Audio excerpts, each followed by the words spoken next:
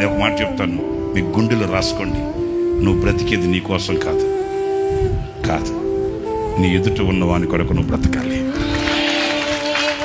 అవును, నీవు ప్రేమించే వాని కొరకు నువ్వు బ్రతకాలి.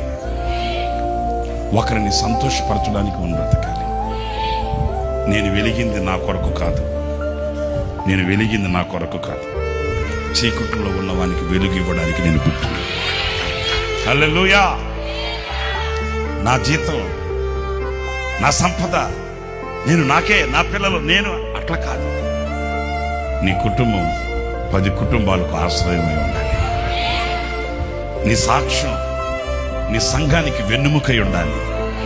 నీ ప్రార్థన నీ సంఘానికి బలమై ఉండాలి. నీ కన్నీళ్లు నీ సంఘానికి సత్తువై ఉండాలి. నీవు లోకానికి పత్రికవై ఉండాలి. హల్లెలూయా.